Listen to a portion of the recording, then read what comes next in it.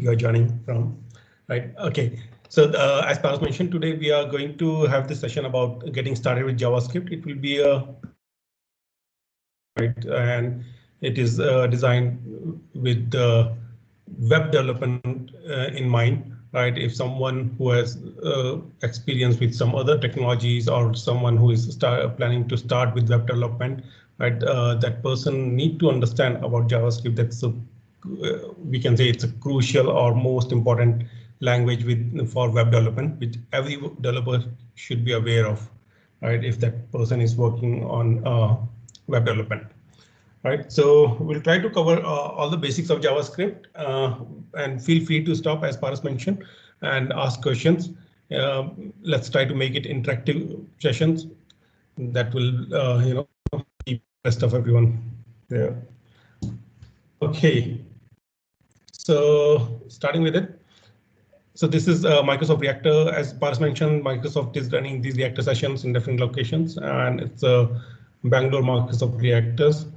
Right, and idea of these sessions are to connect people who are developers, speakers, or startup owners who are trying to do something new with various kind of technologies. So we are having multiple sessions in Microsoft Reactor where we discuss these new technologies, places where these technologies can be used, how those can be used, and all the stuff. Right. So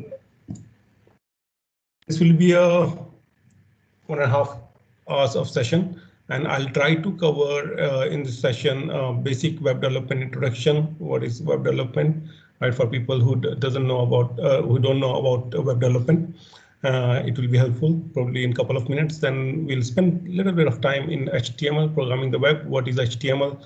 Little bit of time in CSS, because without these two, it doesn't make sense to move towards JavaScript.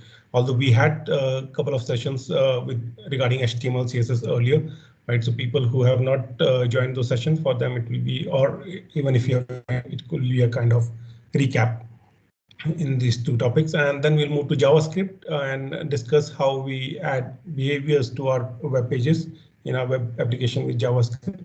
And along with that, we'll move towards jQuery and APIs, how we can use different libraries which are available in JavaScript to make our pages more interesting, web applications more interesting. And then we'll wrap up. We'll discuss, if time permits, about what can be done next, how we can deploy these applications, of different kind of discussions, right? What is available on Azure, what is available in different areas, those can be discussed there, or general question Q&A session.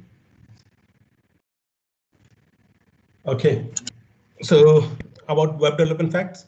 So these are few facts of web development. And people who are new to web development, or even if there are people who are aware of web development, right, looking at these numbers, they will understand that how web development is and where it is moving towards, right? So we can easily see that there are around 4.5 billion internet users across the world. So when we say internet users, all of them are using web pages in one form or other, right? Either on their desktops and all, or on mobile devices and all, right? So the numbers 0.74 billion websites, a couple of months old, right? So these numbers might have increased now, but this is just to show you that how web development is progressing, right? Where it is moving towards. So main takeaway, or the data which we got to know from different sites, is that web development is the number 3 best technology job, right? So it's there for around right now probably for 20 years now, or more than that, right? But for the last 20 years, people have started using it a lot, right? So since then, a lot of technologies came in, people started adopting those technologies, those languages, and all those stuff, right? But web development still is considered as number 3 best technology job. And within STEM jobs, it is considered as number 13 and number 23 in best 100 jobs all across the world, right? So you can see how important it is, right? So that's where we are trying to understand how we do a web development and what are the basics which are required there. So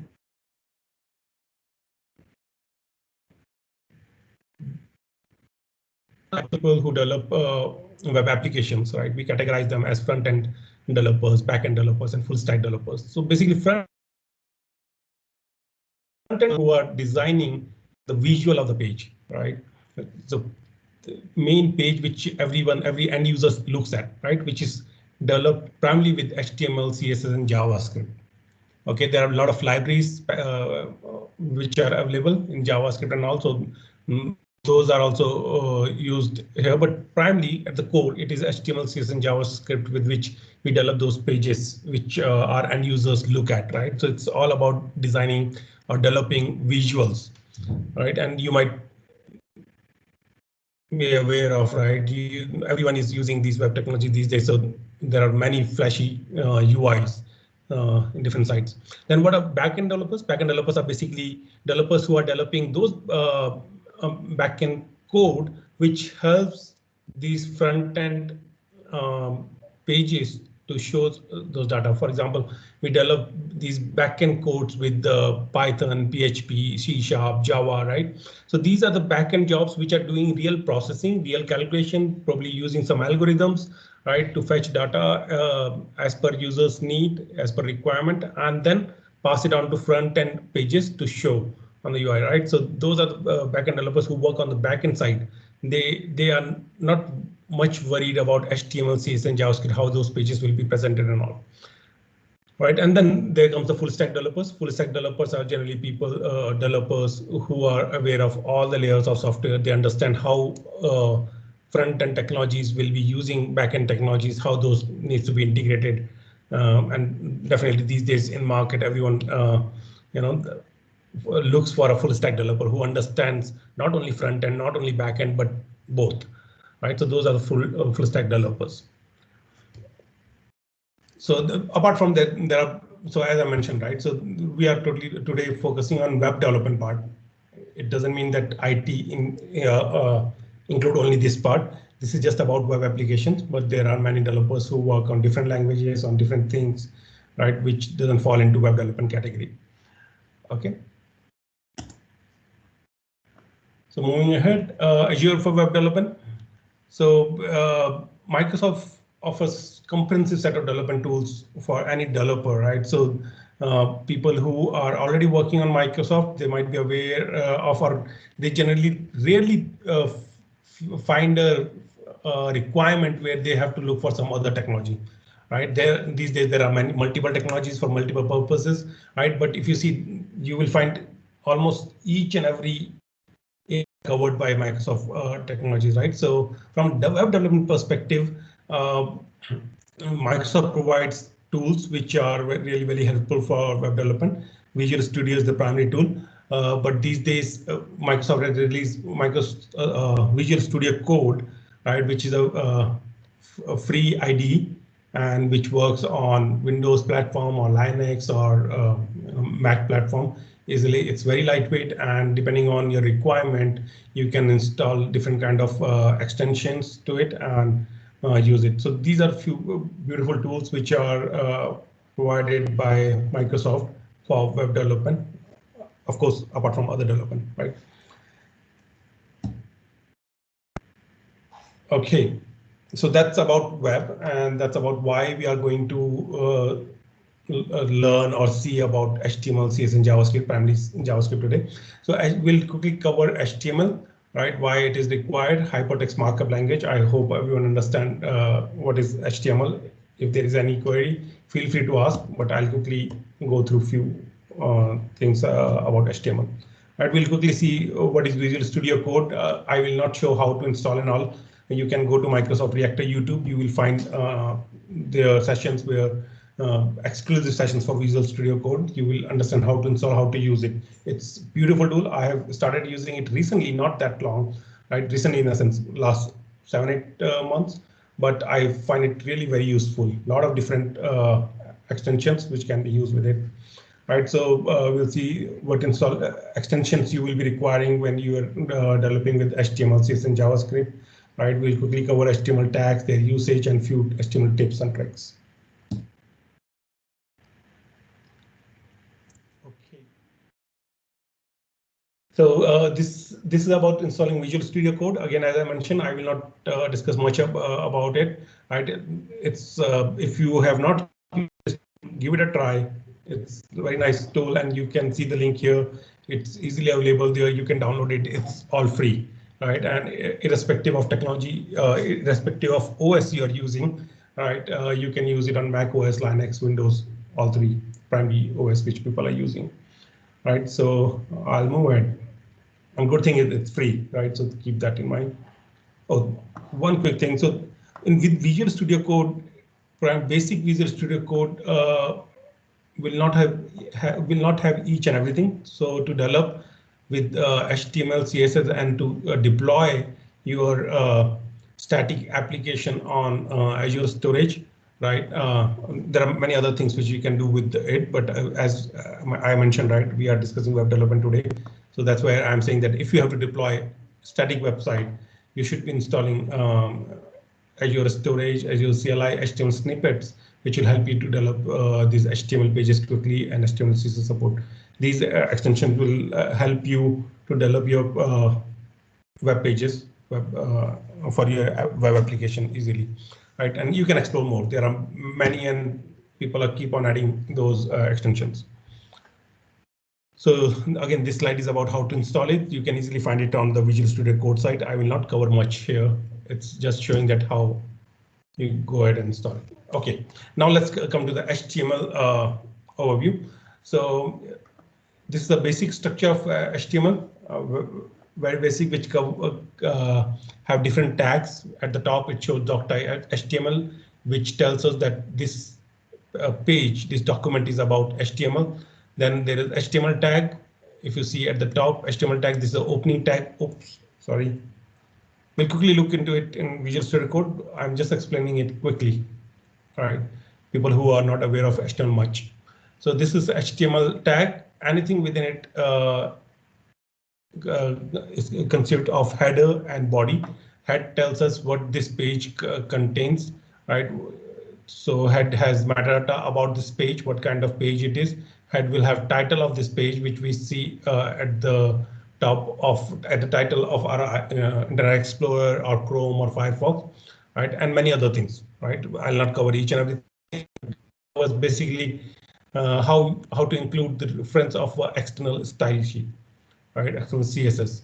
So those kind of things are defined in head, and body contains all the tags, all the elements along with the data which we want to show to the user in different forms, right?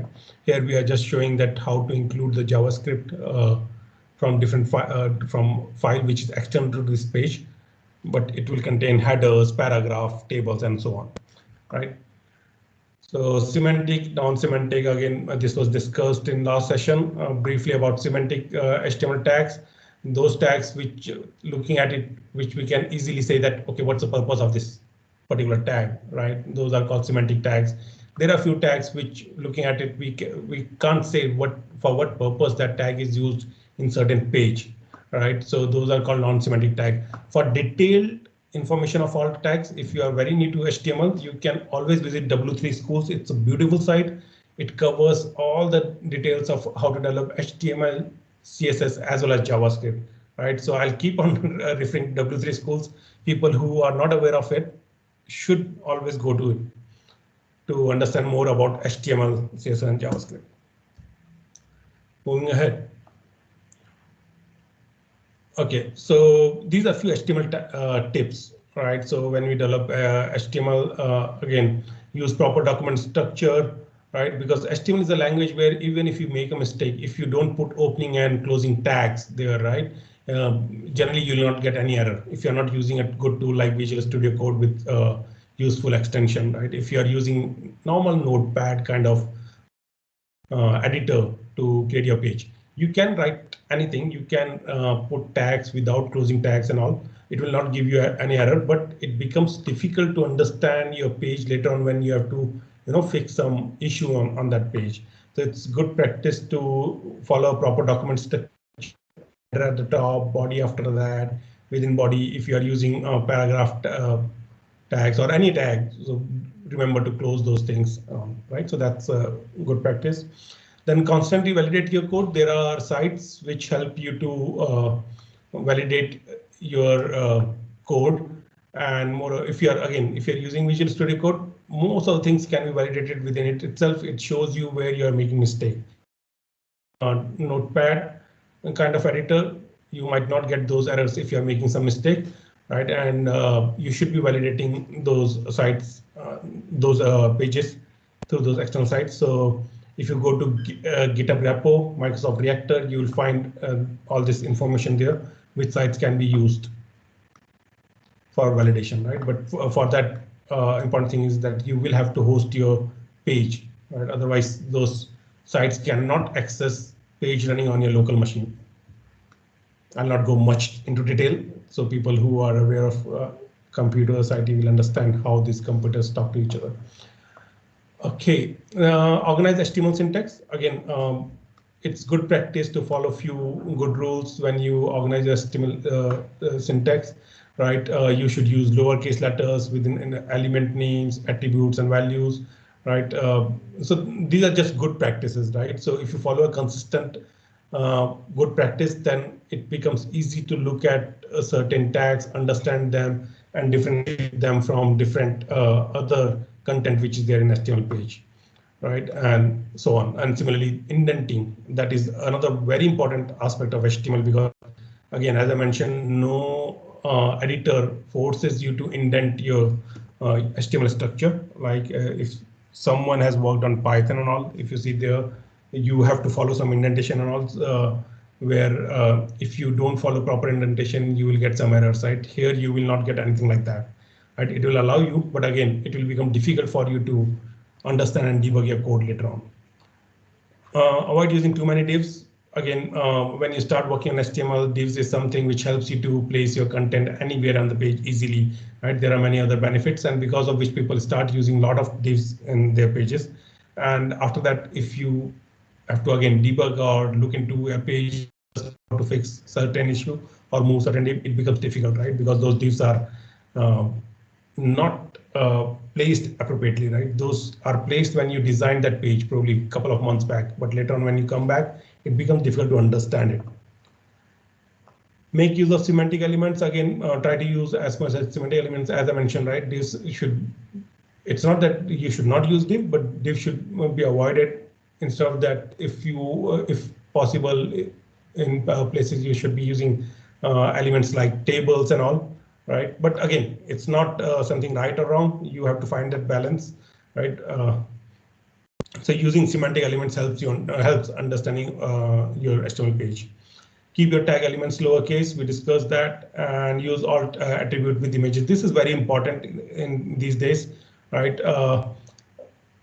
Because there are a lot of we have friends who are challenged, right, and they probably use screen reader to understand certain page. They might not see that page clearly, or they might not see that page completely or not, right? So there, these screen readers use these attributes to read what is there on the screen, right? So for example, if there is an image and there is an alt tag, so someone might not be able to see that image clearly. For that person might be using screen reader, so that for that person, screen reader will read the alt tag. With that, that person will understand what is there on that page.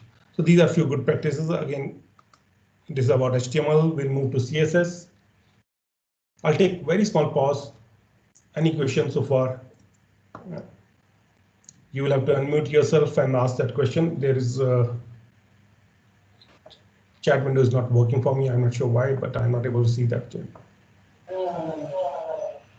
Yeah, so you have. Am I audible? Yes. Yeah, you are. Yes. It's so you have mentioned. yeah. So you have mentioned how to validate your code. So how do we do it? Can you share the GitHub repo?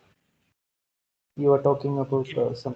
Okay, as I mentioned, I don't have the chat window available. So you can go to GitHub. I hope you are aware of GitHub repo. Yeah. Yeah. So if you go to GitHub, you search for Microsoft Reactor. There you will find a repo where you will find all this content and site links. Okay, I'll see if Paras or someone else can share those links, right? Or let me try it.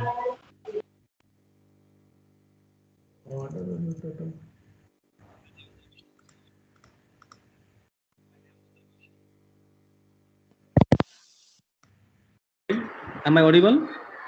Yeah, you are. Okay, so I have another questions like as I am already working with XML, so we have some kind of DTDs for XML. Do we have any kind of static DTD for HTML as well, from where we can validate our content or data? So as I mentioned, if you are using Visual Studio Code, I have not developed any of those extensions, so I'm not sure how they use it, right? But XML, in XML, you have got a schema against which you validate, right? Yes, yes. Right. We don't have any such schema readily available. I don't think there is anything which I have seen, but these sites which are validating, they might be validating based on some schema which they are keeping with them. Okay, so the very first tag that is like doc type HTML, it is only for just mentioning that it is an HTML file, or it is something else that we can understand better. Right. So see, there are multiple browsers who are rendering all this content, right? So HTML is something which is developed with some guidelines, right? So these browsers use these tags to understand how to render that page so that user can understand better. So for those consistencies, even if you miss it, as I mentioned, there are many famous browsers like IE or Chrome and Safari. They bother about it, right? They will render whatever is there. Even if you put any text in a HTML file and try to open it in IE or probably Chrome, it will show it, right? There won't be any error. But it's always good practice to put those tags. And if you use Visual Studio Code, I'll go back to Visual Studio Code and show you there, right? Hope you can see Visual Studio Code here. Yeah. Okay. See, when I'm hovering on this, right? So it's difficult to cover all the tags here, but when I hover on any tag, you get the MDN reference, right? If you click on it, you will get all the information, what all these tags, what is the purpose of this tag, what all is covered, right? So there you can understand and use them appropriately. Thank you. Yep. Sorry, I just want to move to JavaScript quickly, so that's why I can't spend much time here. Right, so still at the end we'll try to cover up whatever we feel is not covered in these HTML and CSS. Okay, so I'm not able to find out that link immediately, but again at the end I will try to share it on the notepad, or probably if Paras can share it over chat window, if you guys can see it, right? We'll try to share it there, and definitely in GitHub you will find it. Okay. Thank you. Okay, moving ahead. So Cascade style sheet. Now we quickly saw what is HTML. It's more about rendering those. Sorry, 1 second. So it's more about structuring your document so that browsers can render it, right? And similarly, there is cascading style sheet. Again, this is covered in detail in last Monday session. There we saw that how those documents can be styled, can be presented in a beautiful way, right? So aligning your text on center, right, left, top, bottom, how to background colors, and there are a lot of stuff, right? I cannot remember each and every. Again, as I mentioned, if you're using Visual Studio Code, you will get it as IntelliSense. If you're not willing to use Visual Studio Code, W3 Schools is the best place to go through these tags. Okay, so we'll quickly cover how CSS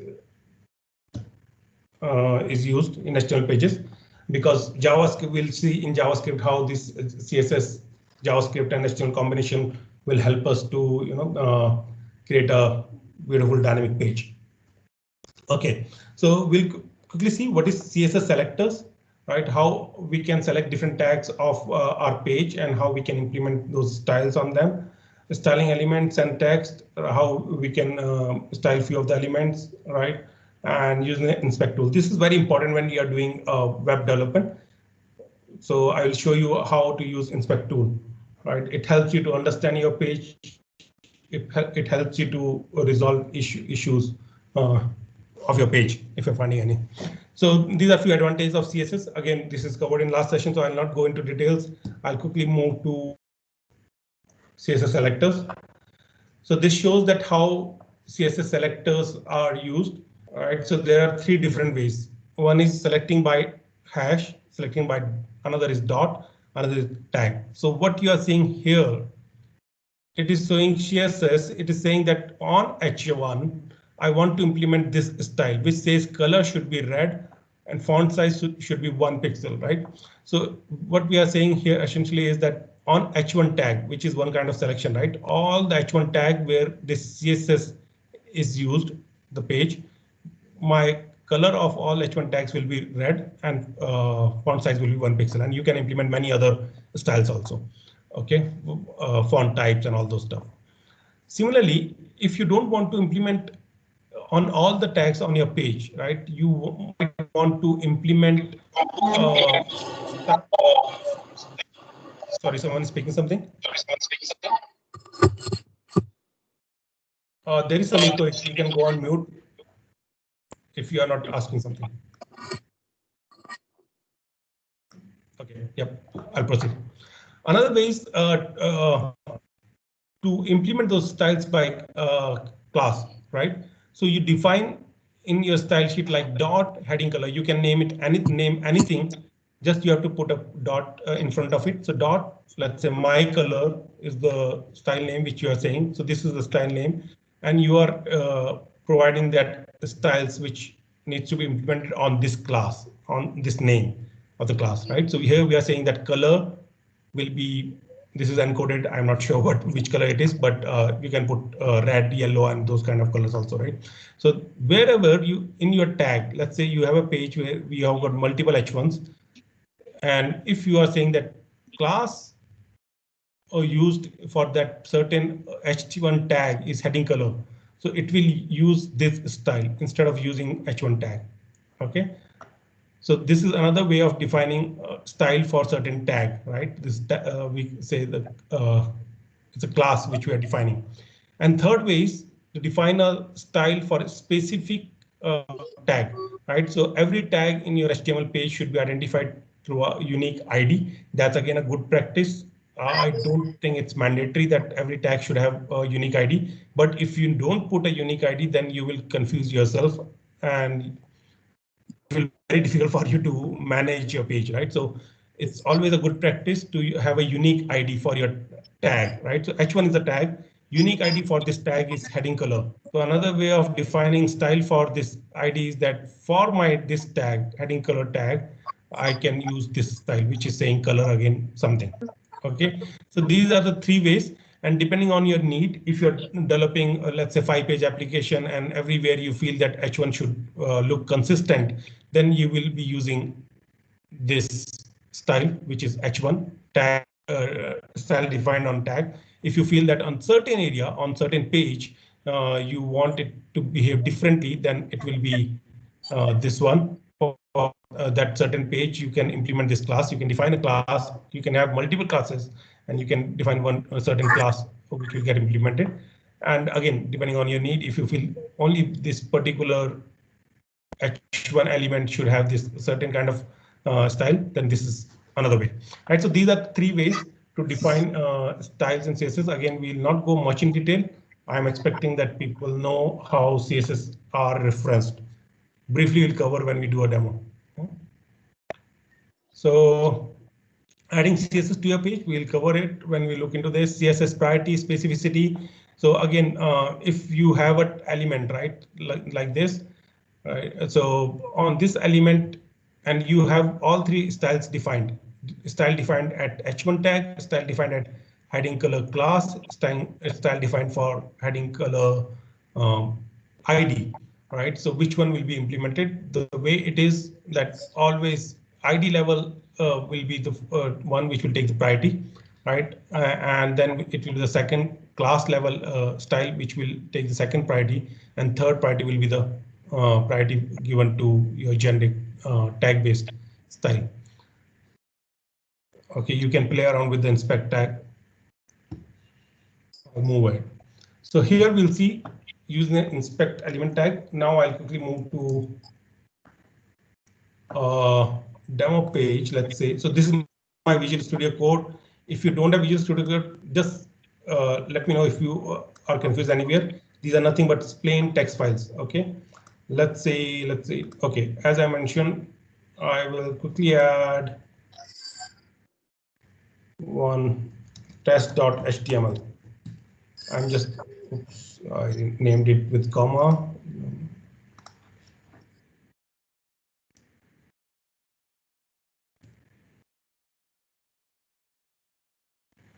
OK, so this is the beauty of a Visual Studio Code, but if you're using Notepad, no worries, you can use it like this, right? So this is HTML structure which got created for me for Visual Studio Code. As I mentioned, if I remove it and simply write this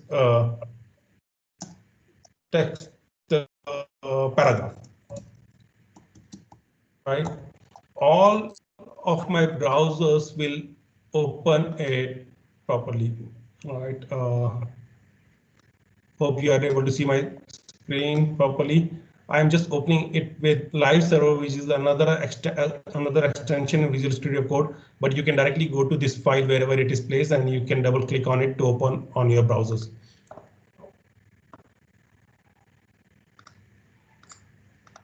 OK, I will pull it out. It got open on my second window. OK, see here. So without any HTML tag, it is rendering all this information, right? So that's where I said that this browser will not throw any error. There is no error, nothing, right? You can write anything with HTML extension, and your browsers will understand that these are this document is having some text which needs to be rendered on browser.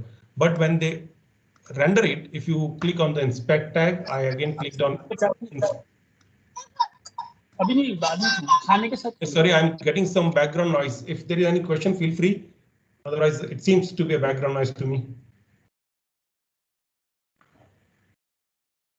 OK, I think there is no question. OK, so I did inspect. I right clicked on this page, clicked on inspect. Just to start again, I'll do this inspect, right? You will find it in almost all the browsers somewhere or other, right? I'm using Chrome here, right? See here. So it automatically structured my document like HTML head body. Within body, it has placed my test paragraph and showing it here, right? This is one thing. So this is how you will look at your page, how your page is getting understood by your browser, right? And this is very important because we are going to see in JavaScript how console will be used. I'll come back here. OK, so going back here, I will go to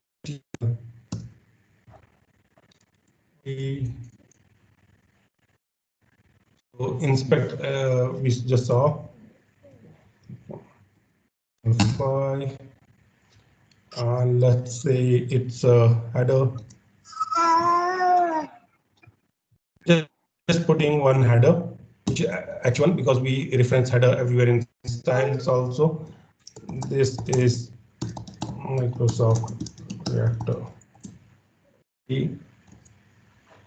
So this I placed here, right? And again, if I go back to my page, OK, I just refreshed it.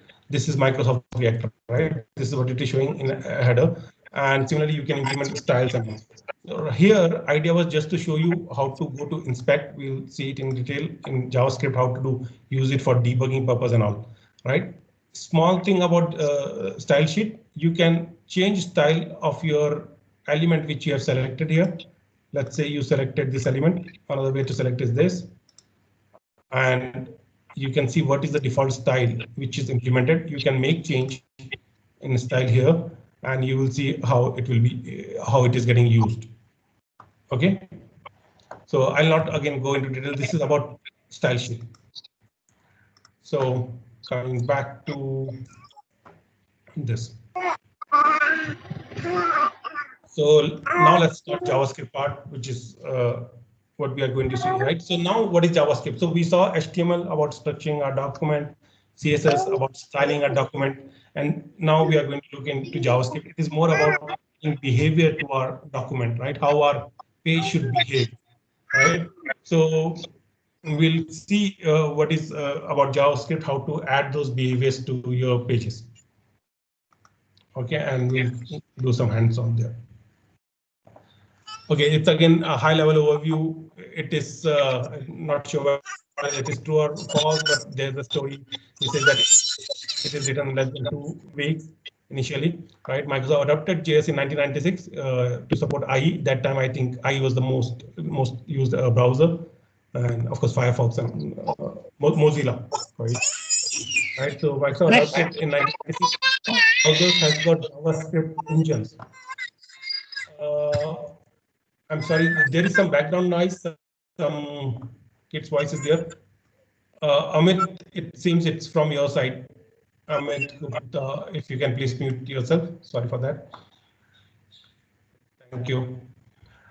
So written in less than 2 weeks, right? So that's fine. So this is some history which helps us to make it interesting, right? That's how I look at history, and that's how we grab knowledge quickly. So this every browser has got this engine, right? Because this is the primary engine which helps to provide behavior to your HTML page, right? So JavaScript is a sorry, come again. लेना है तो मुझे दे दो, मैं दे दूं, या फिर तुम दे दो, जैसा भी करना है। Amit, okay. I found an option to mute Amit. Amit, feel free to unmute yourself. Okay, thank you. So, so JavaScript is a programming language of HTML and the web, right? That's how it used to be called, right? And today also I'll focus around that only. Although nowadays JavaScript can be used on the server side also with Node.js, but we'll not go into much details here, right? So primarily it's about, we say that it's a programming language for HTML and web, right? So it's a scripting language, right? So it's not, so if you know about compilation and interpretation, right? So it's a language which gets interpreted. It's not a language which gets compiled, which means when you write some JavaScript, it goes to your browser. Till that time, it is not compiled, and browser tries to interpret the instruction written in JavaScript and try to execute those instructions one by one. Okay, but it's very easy to understand if you know about any language in IT world. That's perfect. Even if you doesn't know about it, as I mentioned, W3 Schools, best place to go and learn HTML, JavaScript, and CSS, right? So here we are just scratching the surface, but there you can get more details and you can experiment a lot. Okay, so moving ahead. So this is how generally your JavaScript looks like. Okay, this is general structure. If you see here, so it's a block of code which is written within script tags in HTML. So HTML understands that whatever is written within this script tags, this is script which your browser has to render, right? And this is how certain functionality we see in detail is added, and this is how these are executed, right? So I will go back to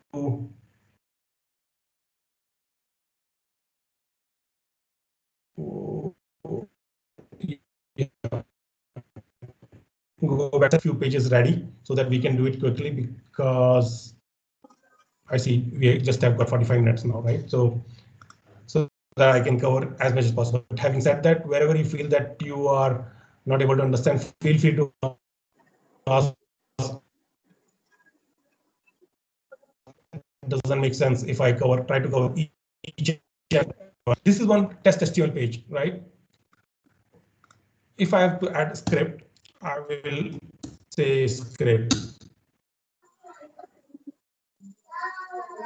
Okay, I will put it like this. It's me a little bit. Okay, hope. Right. So this is where we say this is our script tag. there are different ways of defining variables, right? You need variables everywhere. I hope everyone of you have used those, any of one of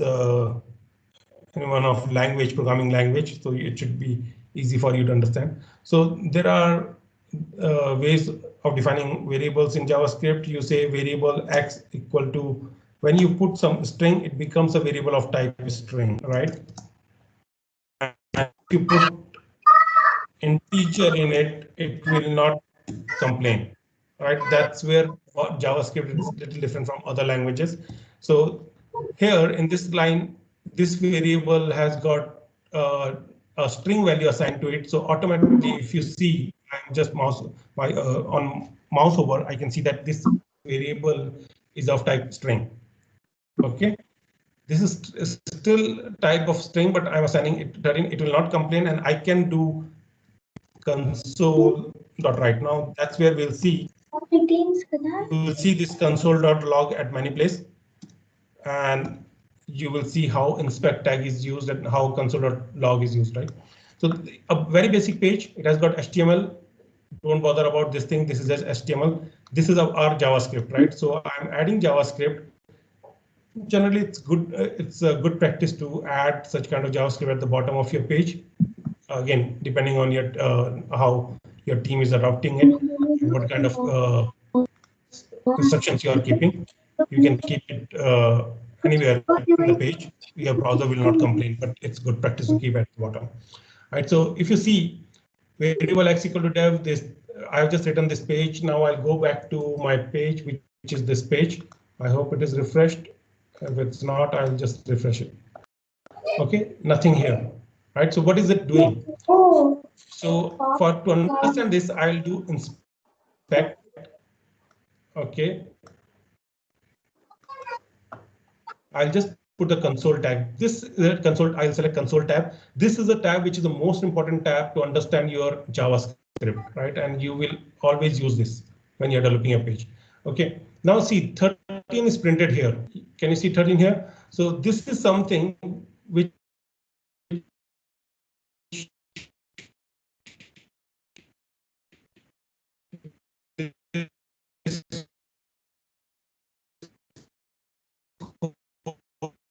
code is doing. A variable which got dev assigned. Again, I assigned 13 to it, log a lot to do some debugging, to log some information, so that later on, whenever you have to debug some page and all, you will have some information to look into, right?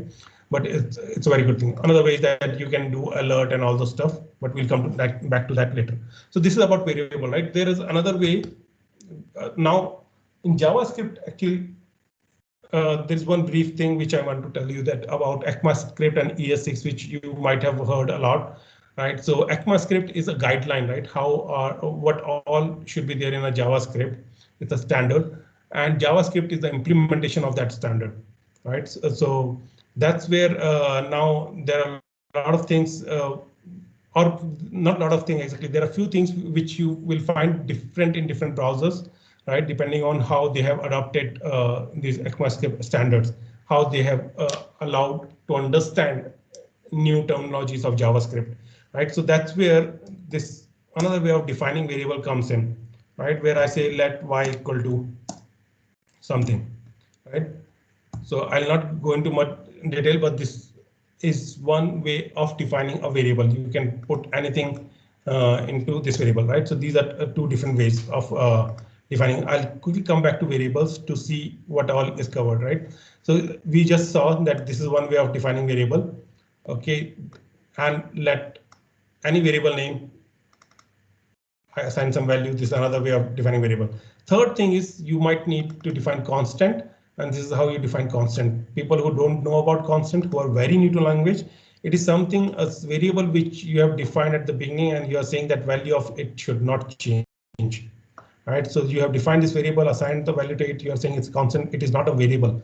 Just look at those terminologies, variable and constant, right? So it will not allow to change it. If I make a change, I try to do this thing, it will throw an error.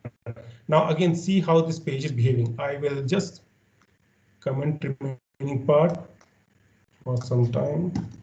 Again, it's a basic page, similar page, nothing here, only script tag, right? As I mentioned, that script tag can come in body, that script tag can come in head also. Here I'm putting it in head, but nothing will change. I right click, open it in a browser, it is opening it up. Okay, nothing here because there is no HTML. Right, in body there's nothing. But if I go to my inspect, see the error, uncaught type error, assignment to a constant variable. Okay, why this is coming? Because I'm trying to assign a new value to a variable, to a constant. Right, this is a constant, and I'm trying to assign it here. So if I remove it and I'm not logging anything, that's fine. Right, or probably I'll just log the name. Okay, see, so this is one video of this server which I'm using. As soon as I make change, save it, it automatically gets refreshed. But you might have to manually refresh it in your page via this, right? And then go to script and go to inspect. Right, and here you see Devendra Anand saying, right, what from where it is coming from this console.log, Devendra is getting logged. When I say Devendra.log fname, it is logging Anand and so on. It is logging this constant variable, right? Now, another important part to understand JavaScript, which makes it different from others and sometimes might cause a confusion for a developer, is that scoping of these variables, right? Most of these languages define scope in such a way so that scope of these variables are within these blocks only, right? So this is one block. Okay, I defined something within this block. This is a starting block, this is the ending. For construct, we'll look into it, but this is how we define a block in JavaScript, right? So this is one a block. Within it, I defined X, and I can access this X out of it also. Right, so once a variable is defined, which might be defined anywhere within this script tag, it will be accessible everywhere. Right, so that's one thing which makes it a little different, and that's where we look into TypeScript, which helps us to keep these things in control, which is and we are going to have a session about it in next Tuesday at the same time. Okay, so for now you can see that there are a few things which might confuse you, so keep that thing in mind, that variable scope is across the script tag, so anywhere in between, right? So again, I'm not going to refresh this page, we'll keep on refreshing this thing, but I just want to move to next important thing. So this is how variables will be defined, and then data types. Again, a quick go through of data types. So as I mentioned, whatever you are putting in your variable, those are defined as a as their data type, right? So I came here, ignore this. So this is a script tag. There is one div in my HTML which says demo. Okay, there is nothing here, and now this is my script tag, right? So here we are just seeing, looking at these variables and how to catch those things. Okay, or probably if you see here, I defined a variable get element by ID document. Or just after this, we are going to look into what is DOM and what this document means, right? But here, just understand that document at get HTML ID. Document generally means this whole HTML document. Within that document, JavaScript is saying get element by ID. So find out an element which has got ID demo. See the name which I'm passing, right? So it got a reference of this particular tag, and then it is we are saying that find out this element, and then inner HTML of that element should be updated and replaced with this value. Okay, which is nothing but 13. We'll quickly have a look.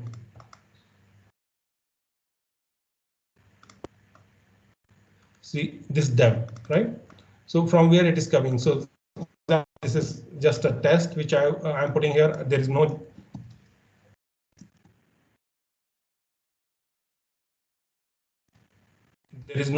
JavaScript, right? Everything is commented here. So I'm putting it here. when to this place, you see the test here, right? Now that's where we said that JavaScript is adding behavior, right? It's very basic thing. Probably you not understand right now how it is useful here. When we look into the bigger demo, there we'll see that, right? So for now, just understand that we can get hold of any tag, okay, which we are doing here. Get element by ID. We are finding out element by ID and replacing the inner HTML, which is this, by this, right? So this is how we do it. Okay, so moving ahead, there is one strict mode in JavaScript. If you want to be sure that how your things are defined by so if you keep it, it should be at the top of your JavaScript, right? These days people have started using it. Earlier this was not there. I think it was introduced in ES6. Right, I'm not 100% sure, but we can check it out, right? So if you put it at the top, it will not allow you to use any variable without getting it defined. So if you see here, right, this is how JavaScript allows you to define it. I'm just removing this right? So that's where it is flexible, right? We are putting some value here. We are saying alert. If I go here, okay, I just kept that value in this variable X. And I said alert. Alert means it shows a pop-up, this kind of pop-up, which is showing this value 13. OK, I click on OK. Right. So I have not defined this variable with variable X. Still, I'm able to do it. If I do use a strict, it will not allow me to do that. OK, again, see, there is nothing, no issue here. But if you go to here, you will see that error, which is saying X is not defined. Right. So this is a small demo, but when you are working on big page, you use strict, you see that something is not happening as expected on your page. You can go to inspect always and see what kind of errors are getting logged. Here at the top, you will see all different kind of error. Here in this page, there is only one error. But if you click on it, you will get the list of errors which are there on that page, and you can look at those errors, understand what is wrong with your code, right? And you can fix it. So that's where inspect is important. Moving ahead, so this is how you define variables. There are some type of methods and all. I will show only one here, then we'll move ahead. Okay, so what are we doing here? We define a variable equal to 13. I have to define a variable because I have put use stick at the top, right? Then I am getting hold of that element. I am appending I equal to I, whatever value is there, that is what I'm going to show. Then I'm appending more context. Here, if you notice, I was doing inner HTML. So I was changing the inner HTML, whatever is there inside this tag with ID demo, that was getting replaced with this. Here, I'm not doing that. Here, I'm appending it. So whatever is there, along with that, these things will be appended. So first, I simply appended value of I, then I type of I, which will tell me what type of I variable is, whether it's string or number. OK, and type of I after conversion. And this is how we convert it. There are needs sometimes where we have to convert our variables, right? So this is how we'll see how it is getting converted. See, it is already refreshed. Test was already there. This is not a well formatted one, but I'll just highlight and show it to you. So test was already there. Along with that, it appended I:13. If you see I:13, type of I is appended, which says it is a number, and then type of I after conversion, which is saying string. So I converted it into a string. This is how I converted.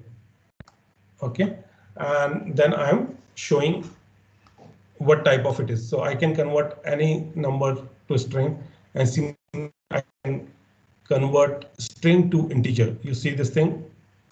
OK, I want to move ahead because we have a lot of things to cover, but you can check it out, right? So most of the time your strings which you enter your text boxes in HTML, those are strings. Not most of them, those are strings, right? So you will have to, if it's some number kind of input which you want to take, you will have to do this conversion, parse int and the value which you are reading from that text box.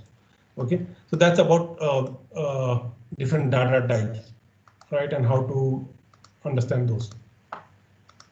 Now this is what we are seeing at the beginning deck functions, right? So this is how we structure, we try to try to make our pages dynamic. Okay, so for now I'll just simply comment it. This is one basic page with no HTML content. Right now what JavaScript is doing within the script tag is script.write React here, right? It is putting React here content into this document, right? So I will, okay, I will refresh it. Okay, reactor here. And if you inspect, you can see how it is how it is added, right? Within body, it has just added React here. And this is what we are doing. Okay, now there are functions, right? This is some basic stuff which just to understand JavaScript we are doing, right? Now we want to add something based on some function called, might have some functionality, right? You will read some value from somewhere, then try to show it when you need it. Here, whenever page is getting loaded, our JavaScript engine will try to interpret by one. So first line, this will be interpreted. It will show React here. Then this will be interpreted. It will not do anything. It is just a definition of function. People who are aware of some language, any programming language, they will understand what is function, right? So these are set of instructions, right? So that you can reuse them wherever you want. So here we are defining set of instruction, but it will not do anything. It will just interpret it. And then when I'm calling this set of instruction by its name, display message is name for this set of instruction, it will run whatever is placed within the set of instruction, right? So here, as soon as I'm loading this page, I'll go back here. See, this page is already refreshed, as I mentioned, because of the server which I'm using for my debugging purpose. React here, it was already there because it was interpreted first, and then this was interpreted, and that's where here, hi there, it should be. Anyway, so it is interpreted, right? So that's how a function is there. Now we can quickly have a look into a few more functions. Okay, before we move to this function, I just want to tell you that there is one JSBin site. Again, you will go to GitHub, you'll find the link to it, and there you can find a playground. If you don't want to use Visual Studio Code and find it difficult to work with Notepad, right, there you can play around. So for now, I'm using Visual Studio Code, or there is another CodePen.io. There also you can see all these details and play around. Okay, so let me quickly show it to you. CodePen.io. So this one probably will have a look one by one. So here, if you see, there's one demo which was open on a machine earlier. So HTML can be defined. You can play around with the CSS, whatever CSS you want to use, and you can play around with the JavaScript also. And at the bottom, it will show whatever you are doing here, right? So for example, instead of blue, if I make change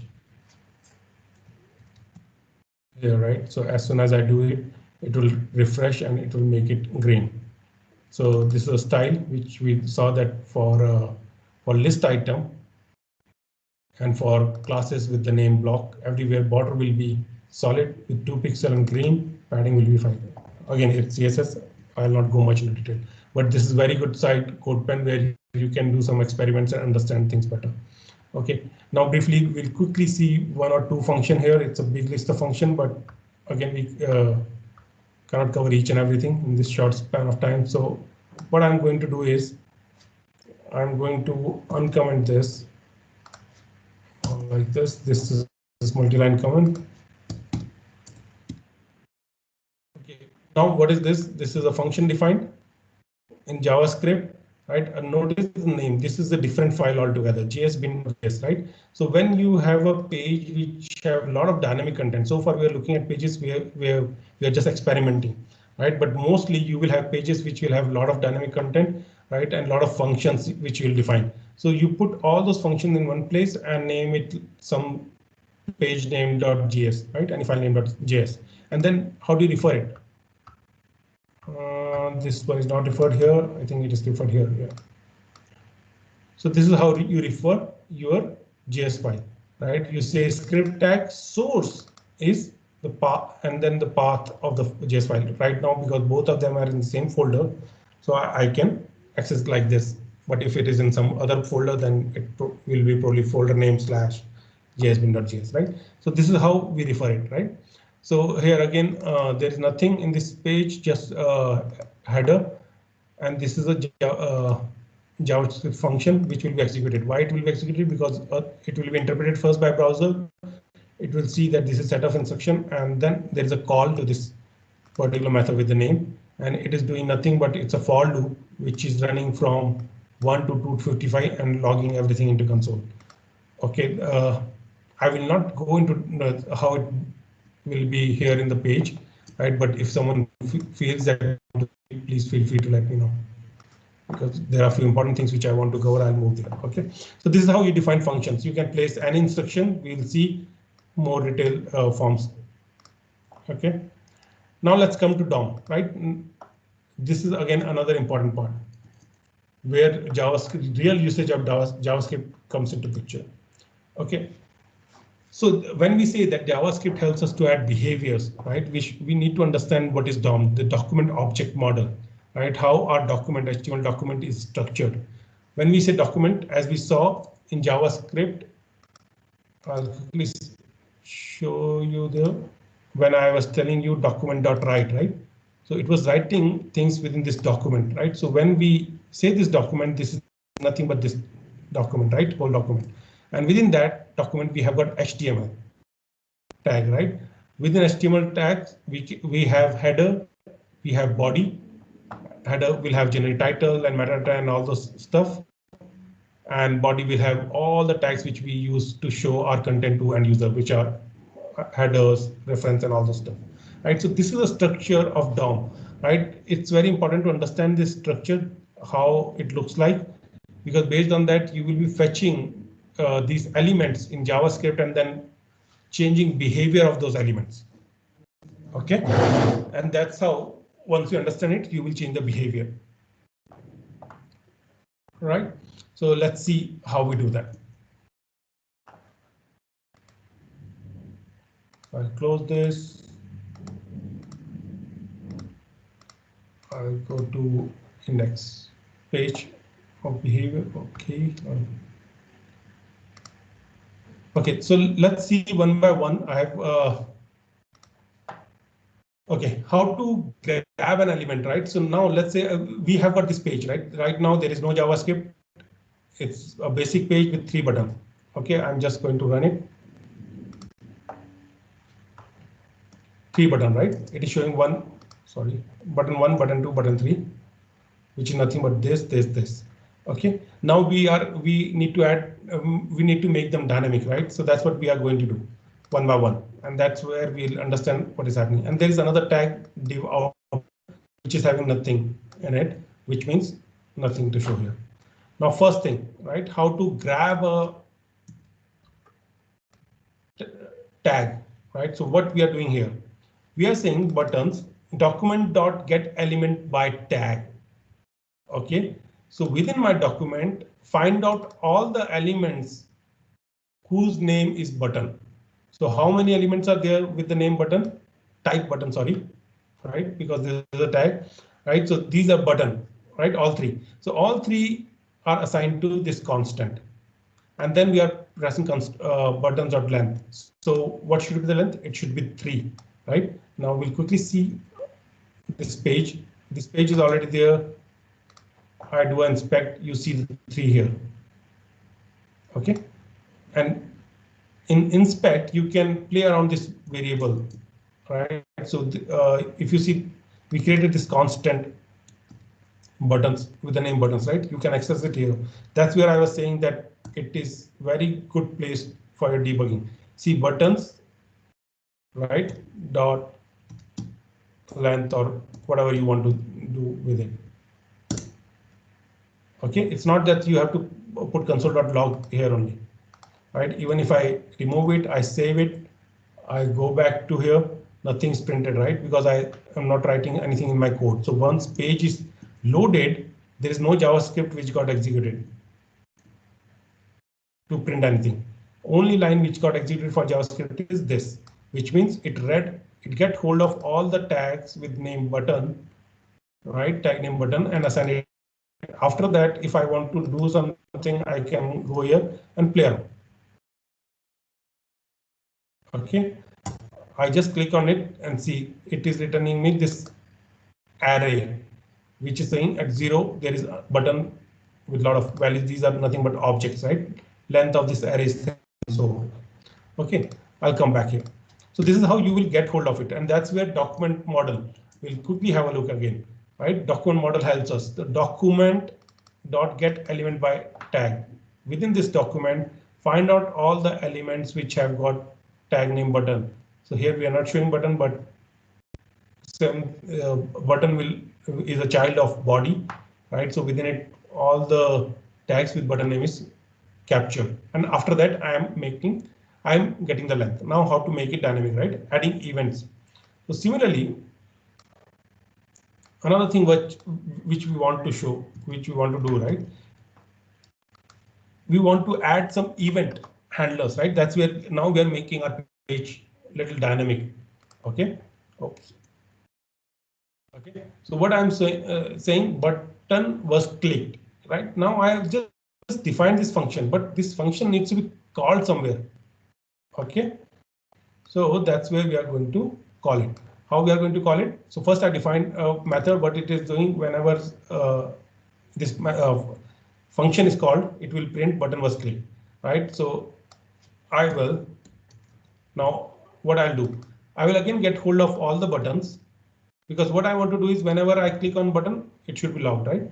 I'll get hold of all the buttons and I will say buttons 0. Here I'm just adding this event to my 0 button. 0 button means the first one, right? Remember we saw that it's an array, right? 1, 2, 3. So 0 array starts from 0 in JavaScript. So it's 0, 1, 2, right? Total length is 3, but 0, 1, 2.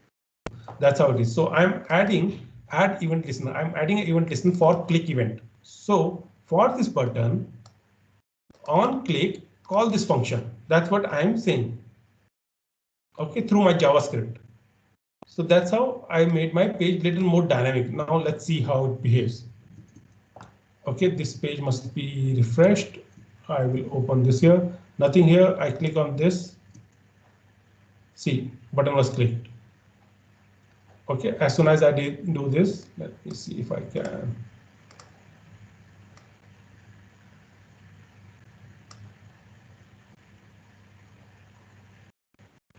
Yeah.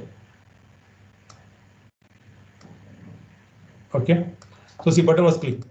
When I'm clicking, it made it 2 times, 3 times, so on. It's increasing count, right? But if I'm clicking on other buttons, nothing is happening.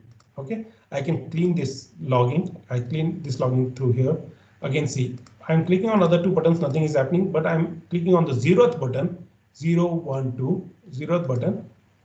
Then it is saying button was clicked, right? It is, I think, little bit of dynamic thing which we added, but now let's make it more interesting, right? So I'll comment it now how to make it little more interesting, right?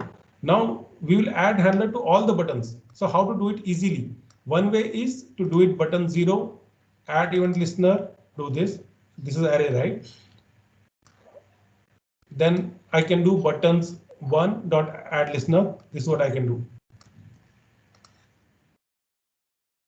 I can copy paste. I can say for button 1 add this listener, for button 2 add this listener, right? But for this demo page, it makes sense. But if you're creating a real dynamic page where you don't know how many buttons will be there, right? We'll quickly see in the last demo that how dynamic pages will be used. So right there, it becomes difficult. So we can write a generic code, which will be something like, again, I'm simple, same function, but here you see the const which I'm using. Okay, here I'm using for loop, right? Now JavaScript has got multiple kind of for. In Visual Studio Code, as soon as you do for, you will get all those options, right? There are for each, for, and all, just like other languages, right? It's something which behaves like for each, the one which I'm using here, right? You can see the details in W3 Schools again. What are different kinds of for loops, right? So here, just to understand, I got hold of all the buttons. Devendra, can I ask one question? Yeah, Here? sure. So like in the above example, when so in above example, when you show buttons 0, 1, 2, 3, 1, 2. So if you will not write anything in the square brackets, then should it not work with all the buttons? No, it will not. So for this thing, again, let's see this, right? How so let's assume that we don't know about this button, right? What is there in this content? So I'm not putting that code which you mentioned, but I'll quickly comment this below. Right, that's where I was saying inspect and all these things will help you to understand how your page will be. So you got these buttons in a variable, right? Now I'm going back to that page. Yeah, hope it is refreshed. I'll refresh it. I'll go to inspect. It is already there. Now see what is there in the buttons. Okay, it's an array, right? To access an array, you have to use that indexer way, right? That the way you use in many other languages, right? You have to use that indexer, that in which index you want to make change. If you say buttons.add event listener, it will probably not be a right command, right? So if you want to try it, let's go here. Right. Let's 1 second. Let me click clean. Right. What we can do is I'm saying button dot okay. Whatever. This function is not there. 1 second. Let me uncomment this also. It might throw some error. Okay, so I will refresh this page. Okay, and these changes keep on changing. So it's a good question. You can try it and understand how it is being, right? So I went here. I said buttons dot add event listen. That is what I'm trying to find out. So as soon as I did dot, I'm not able to find out add event listener anywhere, right? Yeah. Yeah. So this will help you to understand what you can do, what you cannot, right? Simply copy paste that line, and without this thing, you can try, and it will throw some error. That's what I'm guessing. Let's see. Yeah. Okay. I did this. See, so it is not a function at anonymous this. Okay, there are anonymous function and all. This error probably you will not understand what is happening, but once you look at anonymous function, you will get to know what are anonymous functions. Okay, but there is error, right? So these things you can play around with this console log. That's the beauty of every browser these days. Yeah. Thanks, Devendra. Thank you. I'll move it. I'll comment this. I'll come here, and as I was mentioning, I will quickly uncomment it, and we'll run the for loop. So this is the for loop, right? So what I'm doing is I got hold of all the buttons in the array the way we did earlier, and now we are looping through this button, which means button means in every cycle it will get one button. So first time it will get button 0, and within this button we will have object of button 0. We will add event listener the way right now someone mentioned. Sorry, I forgot. I missed the name, right? So here we can add it because this object is equal to buttons 0 first time. Okay, and then we are adding this add event listener, and the next cycle it will come. It will have an object of button 1 and so on till it finishes all the buttons. Let's say there are 10 buttons in the page. It will go through all those. Right. So this is easy way of making your page more dynamic. Right. So that's where for loop and others comes into picture. Go back. Now we have added this in all three. Right, this for loop with the for loop. it is working, right? On the click of all buttons, it is incrementing it.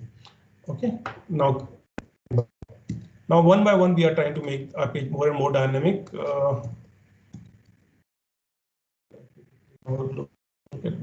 Okay, I'll quickly move at, right? So there are some interesting stuff which I want to cover, and I noticed that we have 10 minutes as per time. We can continue, at least I can continue further if people are interested there. So this is DOM. This is how you will get hold of elements. Quickly, not only get elements by tag, I will uncomment and show you. There are many others, right? Again, if you're using Visual Studio Code, you can get it easily. Otherwise, W3 Schools is the best place to check. So far, which I'm using, there might be many others. Okay, so see, get elements by class name. So we can get all the elements of HTML based on the class which are applied on them. What is class? Style sheet, right? That's where you might have seen a lot of jazzy pages where some, disco dance kind of things are happening and all those stuff. So they play around with the styles, right? So names, tag name, NS. Even I'm not sure. I need to look into the documentation. I have not used it, but this is for tag name. This is by ID, right? So there are multiple ways to get hold of it. Okay. So I'll move to next, or probably I'll directly jump to DOM. We have covered more function. I'm not going to cover libraries. Okay, yeah. Let's go back to libraries. That should help us to understand what we are going to do. Okay, so that's about DOM. We made our page little dynamic, right? Now let's look at few libraries. Okay, so JavaScript is the base concept. Now people are coming up with a lot of libraries, right? A lot of different frameworks like Angular, React, Vue, right? And similarly, this is one library, jQuery, which is something which we feel that you cannot avoid if you are developing a web page with JavaScript, right? It will be required in one place or other, right? Even if you're using Angular or be it React or something, it's good to understand. It's a very good library. I'm not sure how long back it was released, but that's fine, right? So what we do with this library? So generally, when you work on these pages, right, you notice that I was talking about front-end development and back-end development. It's not static pages which you will want to render always. It will be a mix of static as well as dynamic pages. Dynamic pages in a sense, let's say there is a market share price page where you want to get some share price information from backend, some server. Okay, so you will make a call to that API. We call them application program interface, right? So those are the interfaces which helps us to fetch some data. Okay, and these days there are almost all major sites, major companies who are providing APIs. Like if you look at Azure also, right? It has a very good UI to work on Azure. You can set up your machines and all the stuff. But along with that, it provides APIs also, right? So those are so important for automation and all the stuff that almost all the organizations provide this APIs, right? Application program interface. So now we'll quickly see how jQuery is used to get that data, certain data from backend from certain server and make your page dynamic. Okay, so okay, let me see. Okay, I'll directly jump into Pokédex, right? It is interesting, nice looking page. Okay, give me a little bit. Let me give a little brief, and then Pokédex will be the last one, which will help you to understand how you can make your page beautiful. Okay, so okay, how to use jQuery. So let me go back to my code, okay, because there you will understand it better. I will directly go to Pokédex. Okay, this is one page. Okay, notice that Pokédex are CSS. This is CSS which is imported into this page. We will not look much into it, but it's just for design. Okay, now let's see what we are doing here. So this is one JavaScript. If you notice this part, right? What are we doing? jQuery.min.js, right? It is hosted by Google APIs. As I mentioned, APIs, right? Almost all good organizations and companies, they are having those APIs for one purpose or other. Here, Google API has exposed this jQuery minified JS files. Now, when you start working with JS, you will understand that there is a lot of JS content which you will be writing for your one page, right? And you will want your page to render quickly. For that, you will have to minify your JS file, which means you have to kind of zip your JS file, right? So those are called minified. I will not discuss much in detail here, but this is the location which is providing me this jQuery library. Right now, this library has got a lot of different functions which we are going to use in this page. So this is how we are going to refer to an external JS file which is placed on some other server. It could be any server, right? Now this is our JavaScript, right, which we are going to use to play with our page. Now look at our page. What is there in this page? It's a very basic page. A div with a container, Pokemon. We'll see what it shows, right? And Pokedocs name, picture, types, and this. So probably if you have kids or so you might have seen you might yourself be interested in Pokemon. It's more about all different Pokemons, right? So we are going to show all the Pokemons which are available, right? From where we are going to get it, right? So that's what we are going to look into, how we fetch it from jQuery, and then we are going to see some properties of those Pokemons which we'll select, right? Looking at this structure, you will not understand it much, right? But if you see this, not a big HTML page, but let me render it for you, and then you will find it interesting. Probably you can make similar page for someone, some kid in your family. Where is it?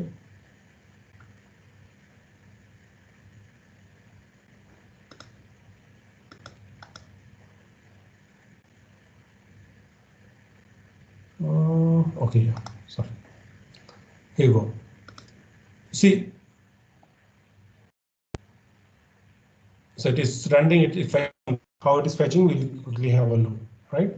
Just see, waiting for raw, something is happening. Okay. See, this page has got all these pictures. Now in HTML, I have not put anything, right? There is nothing. A plain div, no image, nothing, right? From where we are getting it. So when I click on it, it shows me this is Bulbasaur. I am not aware of all these, but yeah, this Bulbasaur, which is this type of Pokemon. This is the height, this is the weight, right? This is what it is showing. On click of every Pokemon, it is giving you this information.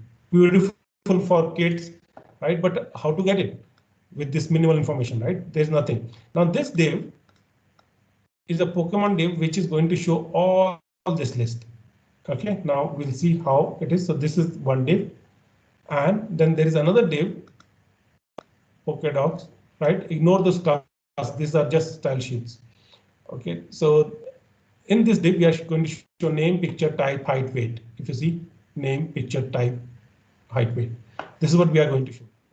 Now, how we are going to do it? Let's close it. We'll not come back to this body. If there is any question, we'll come back. Right? We got jQuery libraries. Now jQuery is going to help us to fetch that information. Okay. Now how to fetch that information? One important thing, as I mentioned, there are APIs, right? Application Program Interface. So this is one API provided by some Japanese guy, right? A company probably, right? Which have got all the Pokemon information. I'm just pinging it. It's just a URL. I do 1.png. Okay. If I click it, you see it fetched me this Pokemon. Okay. Similarly, it has got many others, and depending on numbers, it has kept those things. So we can say 10.png and so on, right? So this is one URL which is fetching me that Pokemon image. That's where we are going to use APIs. Now, similarly, APIs are provided by Twitter, provided by probably, so yeah, Twitter, Yahoo for finance and information. And if you want to work on your project, probably for Azure, AWS, and Google Cloud and all, right? So what we are going to do now, dollar is something which is, as soon as I click on dollar, it tells me that I'm going to start working with jQuery.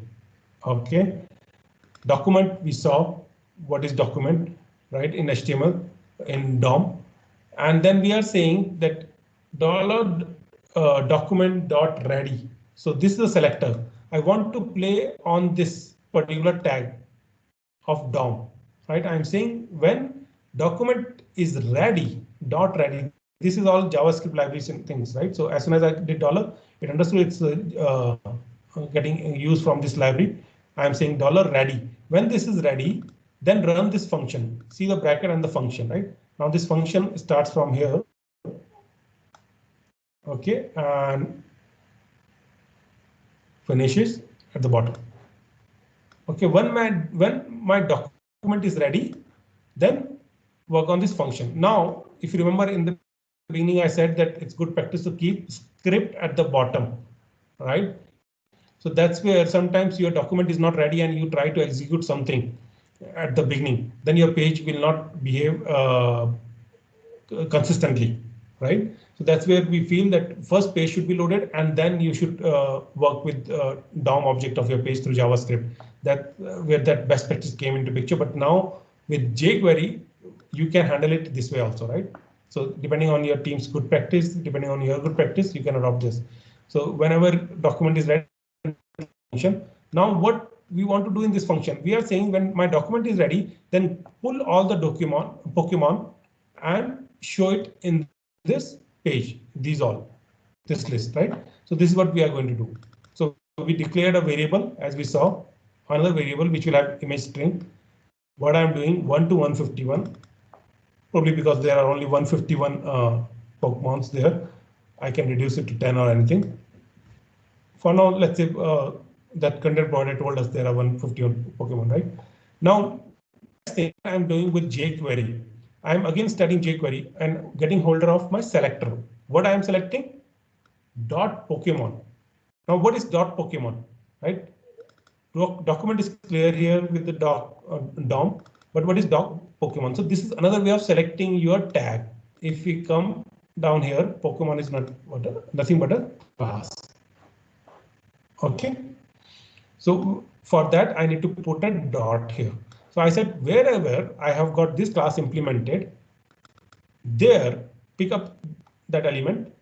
We could have done it through document.getElement by ID or get element by name, those kind of things, right? So that's where this library has abstracted all that information, right? For us, it's very simple. We are saying dollar with this class name, get it, and then append this information. What is that information?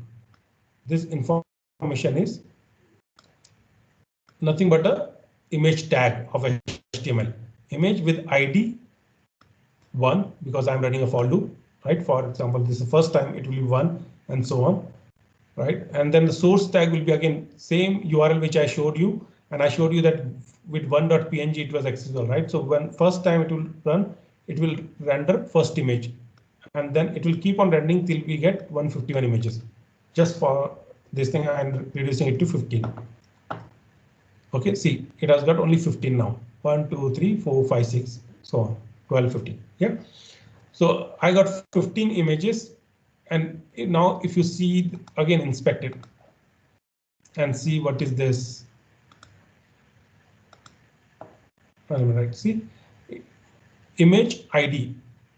What is appended in this? This is my div with class Pokemon. I am first time my loop will run this and it will append image with ID 1 and this URL with 1.png. Second time it will run and ID will be 2 and source will change to 2.png. Other things will remain same. And so on, this loop is running till 15. Till I reach to 15. Yeah, that's what we wrote here, right? So beautiful. With this, we are able to get all the Pokemons here, right? Now, how to get this information on the click of this? Okay, now that's what we are going to do. See, so this information is sufficient, right? Now I'm going to get hold of my image. Okay, get hold of image. What I'm doing, all the images tag, right? All the image tag. Click on the click of all the images tag, run this function. Again, if you see a big function, right? On the click of this function. So within this document, what I'm saying is when my document is ready, run this function, which means first time render all the things. And now I'm just defining it that on the click of my image, run this function. I'm not doing anything. Okay, so now on the click of this function, run this. ID will be this dot attribute ID. Okay, so on the click of it, whatever I will click, let's say I am clicking this, this will have an object of this image tag, right? If I click on this image, this variable, this keyword will have object of this particular image, right? Now I'm saying this dot attribute, I'm reading the attribute, which will give me the number. Let's say this, I'm clicking on this, so attribute ID will be 3, right? We just saw that in inspect, right? This attribute 2, now this is 3. See, if you see here, as soon as I go on this, it is showing me image with ID 3. Okay, so I'm getting hold of it, and then I'm saying console.log ID, which I'm writing on console just for my understanding purpose. Then I'm saying image string. This will become my image string. Okay, just name which I'm getting it. Again, another URL which gives me image. Oops, sorry, I'll go back. Yeah. So on the click of this, it will run it. It will find out the ID on which I clicked. It will get the image string on which I clicked for that ID, right? If you see this ID, this was read here, and I'm using this ID. Okay, this image tag will be built. Okay, I'm going to do this. Second thing, now what I'm saying, I have got image, right? Image, for that image, I know what is the URL. Now I need these informations also. Type, height, weight. This information was not required when I was showing it here, but when I clicking it, then get this information and show it. Right, that's where we are making this page dynamic. We are not fetching all that information when first time this page is getting loaded. Otherwise, this page will become very slow if we try to get information of all 350. Right. So now what we are doing is we are saying, okay, yeah, $.get. Here we are going to make another API call. Now what is this API? Now see this API is different. Okay, I'll just quickly put it there. Based on ID, it is giving me some information, right? I will go back here. This was the API for image. Now this is another API given a ID. Let's say this ID is 3. See what it is returning me. So this is how most of the APIs work. They return you. This is called JSON structure, right? It is giving all that data back to my browser. Okay, so this is a data. Now on my browser, I have to read this data. Okay, this object, or we can say JSON. Okay, JSON is nothing but JavaScript object notation. Yeah, that's right, JavaScript object notation. So this is object notation, right? This is how we are representing that object. So when I click on 3, it will give me this thing. Now what I'm going to do, right? So I got this thing. What I'm telling through my jQuery is that make a call to this. Okay, when this call is made, see, this is one method which is starting from here. Take a first parameter is the URL, which I'm saying hit it. And when we get the response, then go into this function. Once we get the response, we don't need to go into response without go into this function without getting response, right? And this response will have all this value which we saw here. Okay, and then we will play with that value. Now how we do it, right? So I made a call. I got this response. I got name string. Now see rest.name. From where I'm getting rest.name. So it has got name attribute. Okay, it has got many name attributes. It might confuse you, but okay, it needs to be structured. For now, just understand its name. We'll see what other things are there. Abilities are there, and yeah. For now, just think that there is one name attribute, right? Which we are getting from here, which is nothing but something similar to this name. Okay, we are reading it. We are putting it the header. This is what we are showing on our page. On our page, which is, where is that page?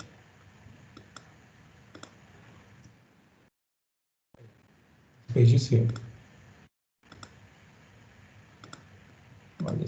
Okay, so this is the header which we are going to use, right? So now understand this. So we got a response from an API. We are using name, putting it in a variable, okay, where variable which we did, and then assign this value. We are saying header1, make this a tag. Then we are saying $.name, HTML name string, right? What is $.name? Again, we are trying to get hold of one tag which has got this class implemented. See this class, right? As soon as we put dot, we are saying our selector, this is a selector, right? jQuery selector. We are saying it should be that element which has got this tag implemented. HTML of that should become this now. So we created a HTML, which is h1, this name, and we are putting that HTML inside this div tag here. It will be placed here. We'll see. OK. Similarly, we'll get the picture and we build an image string also, I believe, at the top. Yeah, here image string we believe created. On the div we picked up based on the class name, and so that's how we'll show image, right? So here name, image, and types, height and weight. Type is an array. We can quickly have a look into this. Type is an array, right? It is showing all the types. It probably it's not easy to figure out here. If you put it in a JSON lint, you can probably see this easily.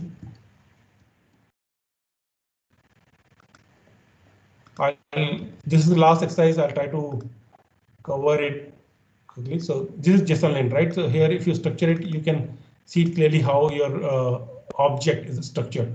These are abilities and so on. So here you can find it's a big document. I'll not go much into detail, but here it's relatively easy, right? You can get a structure and then look into those things. OK, so for now, just understand that this response is nothing but this whole thing, and we are accessing it. So we got the types of length, added all into this tag, and then again we picked up another div with the class name and replaced the HTML content by this types, which is nothing but this string. OK, and so on. This is how we are making our page dynamic, right? So again, quick summary. In HTML, we don't have anything. We just have placeholders. This placeholder to show list of all the Pokemon, images of all the Pokemon. First thing in jQuery, we said this is a library which we are using, which is helping us to write less lines of code and do much more. Right? Whenever our page is ready, document is ready, right? At that time, get all the images from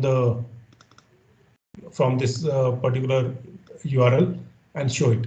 So this is first part. This will populate our first div, and then we are saying that for on the click of image, all the images, which means when I click on this image, it will run that particular function, right? And just to see it, I am just decommenting this. Right, we'll see. I clicked on this, right? So it is showing me 3. And what is 3? I just removed this thing. This is alert. Alert means giving a that box and shows me the ID. OK, so this is how JavaScript is helping us to make our page dynamic with dynamic easily, right? And these jQuery libraries and many other libraries are there, which helps you to structure your code in a better way. OK, so I'll quickly move ahead, quickly try to close this SAP, and then I'll move to Q&A if there is any.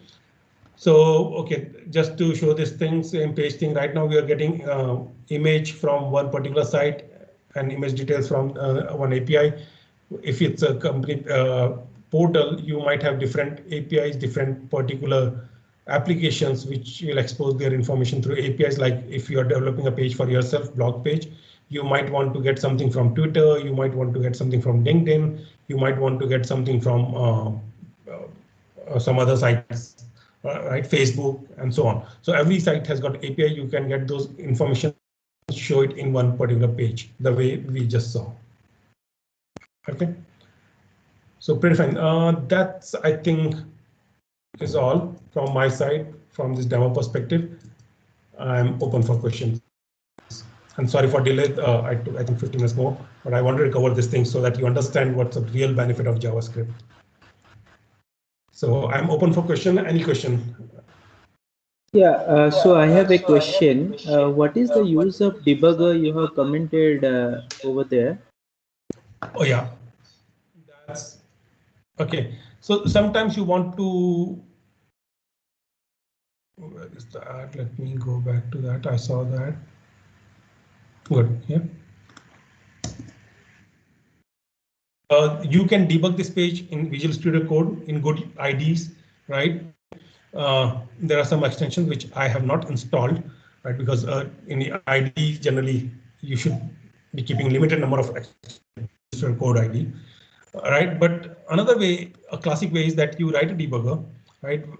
And if I go back to this page, I click on this, it shows me this, right? I clicked on this. Now see, as soon as I clicked on OK, I didn't click on inspect anything, but it opened up my this panel, right, which I generally go through my inspect, and it is waiting here for me, right? So sometimes what happens that I'm not able to understand. So the way I was telling you, right, that JSON response which I got from that site, that was too complicated. I think that's where I put this debugger to understand it, right? So here it is waiting for me. Now I can do my debugging easily by stepping through one step, one time. Okay, see, I'm clicking on this. If you see on the right, there is a shortcut F10 or F11 if you want to go through, right? One by one, I will see what is happening. I did console.c. It just executed console.log ID and it shows me 3 here. Okay, and now for image string, I did this. It assigned something to image string, but nothing printed here. Now, if you see, if I click on this, it will execute this, right? So this will help me to understand what is happening with my page. Right, what got assigned to my string. So that's the purpose of debugger. Yeah, got it. Okay.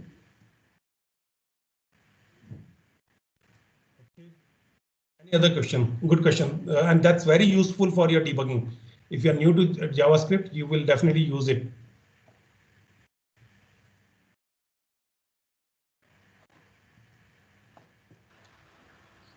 Can you share this, this code in the GitHub repo if you have? So yeah, that's a challenge here which I'm facing on. I'm not getting messaging window, but if you go to GitHub, search for Microsoft Reactor, right, you will get a repo with Reactor repo, and you will get all this content there. You will spend some time and go through it in detail. Otherwise, W3 schools, as I mentioned, W3 as in numeric 3 schools, SCHOOLS. That's very good site to understand these JavaScript, HTML, jQuery. Sorry for that, but sorry, it's not working for me.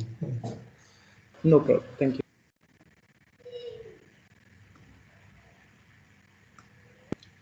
Any other question? Anything? Any feedback? And guys, feel free to provide a feedback. I think Paras might be able to share. Paras, I'm not sure whether he will be able to share that feedback link or not. Sure. If there is anything to me, write it to me on Meetup. You can just message to me there. Cool. Yep. If there is nothing else, probably we can finish. Actually, I have a question, Devin. Sure.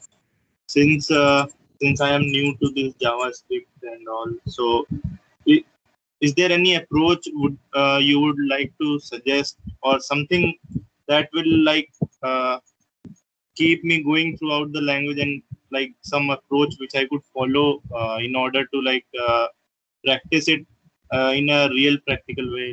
W3 schools I have visited, and I visit it quite often. But is there anything apart from that as well which can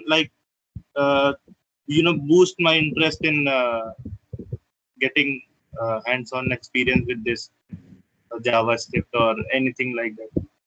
Right. That's good point. So generally, what happens that we don't get ideas what to do, right? Yes. For that perspective, I find this site very good, codepen.io. I'm sharing my screen. Hope you are able to see it. Okay. Yes. You can create your account on this. It's a very good site. And along with this, it shows you that, let's say, what is this, Popular? Let me go to Popular. You can get a lot of good ideas here, right? See here. So this page, this is all designed with HTML and CSS, right? Yes. All HTML, all CSS. Understand how these beautiful things are rendered. Okay. On HTML. You can try for those things and work here. Okay. But that's what I will suggest. Yeah. Okay. Yeah. Actually, I like in W3 schools, like they will normally suggest, like they will normally give some explanation about the thing, and then it's over. So it is, I think, better which you have suggested. Yeah, this is very good site for understanding. See, these are some complex one. I will suggest find out some simple like this animation buttons, which will be easy for you to understand, and then go to this complex one. People have designed these things with HTML and CSS. Yes, actually, I will start from like level 1 in only, but to keep just to keep that interest boosted, I will keep on referring other things as well. Yeah, yeah. Thank you. Sure. So I think that's it from my side, Paras. If there's nothing else. I guess it's that's about it. Everyone stayed, and I guess it's a great session. A lot of people also shown interest to it. So yeah, once again, thank you so much, Devin, and thank you so much, everyone. If you have questions or any queries, you can just share them with me